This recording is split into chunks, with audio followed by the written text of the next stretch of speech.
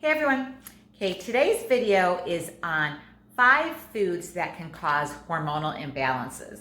So I thought this topic would be good right now because it is, getting towards the end of summer. Summer's winding down, and this is a time where a lot of people start thinking about like dialing in their nutrition, okay, and getting back on track after a summer of, maybe too much alcohol or too much processed foods or different things like that. So I am going to be talking about 5 foods. Actually, a couple of them are actually drinks, but we'll put those in the food category that cause hormonal imbalances, okay? There are more than 5, but these are some of my top 5, all right? So the first one would be coffee, okay? So I know this is a tough one and a lot of people don't like to hear this, but coffee can have an effect on several different hormones, okay? The first one being your cortisol levels. So can coffee be healthy? Yes, in small amounts. Coffee has a lot of antioxidants and can be beneficial for that. But the problem is that most people can't just limit it to just 1 cup a day. And so they get in a situation where they are doing coffee, several cups of coffee, either in the morning or throughout the day. And what this does is it actually has an effect on our cortisol levels, okay? So every time that we drink coffee, it produces some cortisol. If you already are suffering from a lot of stress in your life, adding caffeine on top of that is only going to produce more cortisol. What do we know about cortisol? Well, it puts on belly fat, okay? And it also can mess up some of your other hormones. So it can rob your body of progesterone, and then it can have an effect on your thyroid, all kinds of different things like that. So coffee is something that definitely should be limited or avoided. For people who are under a lot of stress or have some adrenal issues, I would say cut out coffee altogether. All right, the next thing would be sugar. That's kind of an obvious one, right? Sugar has a big effect on our body, but one of the main reasons sugar affects our hormones is it affects insulin, okay? So insulin is another hormone in our body, and if we are eating a diet high in sugar, and I'm not talking just about like eating white sugar, but processed foods and different things like that that turn into sugar, all of those things are producing insulin all day long. And that is creating insulin resistance. That also is creating an overabundance of stores of glucose. And what happens is when our body has more glucose than we can use, it stores that as extra fat, okay? So also too much sugar can have an effect on your cortisol levels too. So then we're winding back to this can, also have an effect on other hormones. So sugar is another thing that you definitely want to make sure that you limit in your diet, and you really go more towards those natural sugars like you find in fruit, and maybe use more natural sweeteners like stevia or monk fruit or something like that. Okay, so that's 2. So number 3 is going to be soy. All right, so I know this is a tough one too because a lot of people follow a vegan or vegetarian diet, and soy is a large staple in that diet. And I'm not saying that soy is totally off limits or totally bad, but soy is definitely something that needs to be limited because of the fact that soy mimics estrogen, okay? And if you are eating large amounts of soy, that soy is actually can inhibit your body from your own estrogen getting to the receptors it needs to get to. So then what happens is you have all this free-flowing estrogen in your body that's not getting where it needs to get to, and this can cause estrogen dominance and start causing some other issues with your hormones, because estrogen dominance can lead to thyroid issues, okay? And so that is definitely one reason why you want to avoid too much soy.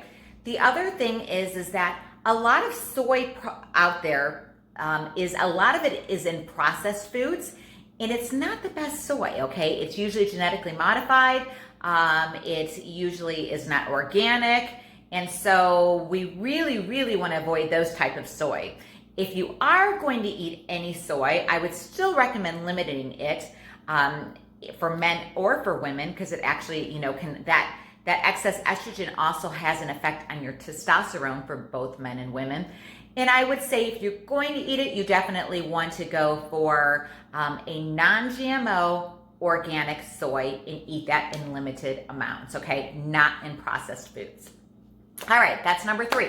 Number 4. Okay, number 4 is conventional meat, all right?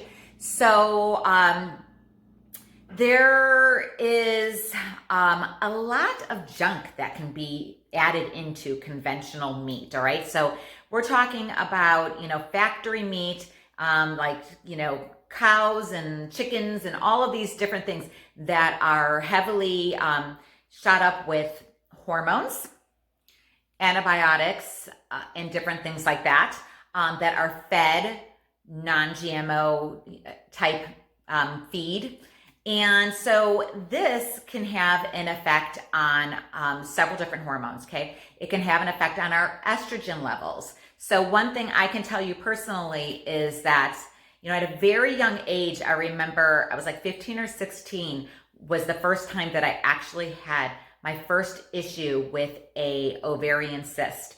And the one thing I remember the doctor telling my mom, and this was like years ago, and she asked, how did this happen? And he said, it comes from many times the hormones that are put in meat. And back then, none of us ever even thought of, eating organic. So if you are going to be eating meat, you want to make sure that you have a good quality, organic, grass-fed, make sure that the label says, no hormones added, no antibiotics, all of those type of things, because this can have a large effect on our hormone levels, okay? It can also cause a lot of inflammation in our body, and inflammation also leads to hormonal imbalances. Okay, and so one left, and number 5 is alcohol, all right? So I was talking about how summer tends to be a time that we have a little bit more alcohol, holidays, different things like that. So I'm not saying absolutely no alcohol consumption, but alcohol is definitely another one of those things that you want to limit, all right? It has an effect on testosterone levels for both men and women. It will lower that.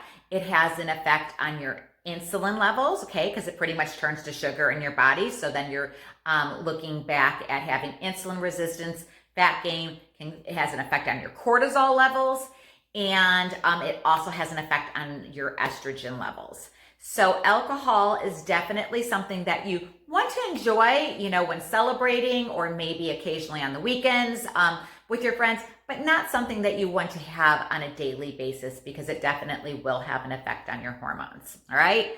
So those are just 5 foods that can have an effect on your hormones. Like I said, there are many more, but then there's also many great beneficial foods out there that actually help to balance your hormones. And that's what I really try to teach my clients in my program, is all the great and wonderful things that you can eat that actually improve hormonal balance. In fact, I have so many women that start with me that within the first 2-3 weeks, they see a huge change in their hormones. They're no longer having horrible PMS. They're no longer having horrible periods. They're no longer having hot flashes. And a huge reason is because we've changed their food. And I don't make them just eat boring food. I give them great, wonderful recipes that people enjoy, okay? I don't think that any of us should have to eat boring food and eat, chicken and broccoli every meal. So if you need help with balancing your hormones, and you just really need help dialing in your nutrition, especially after the summer, I would love to help you. Feel free to reach out to me. As always, you can click on the link in my bio if you're watching this on Instagram. If you're watching this on YouTube, down below, I have a link where you can schedule a call with me and set up a consultation call. I'd love to help you. And as always, don't forget to like, save my video, and if you're watching this on YouTube, make sure to subscribe so you never miss a video. I hope you have a great night. Bye.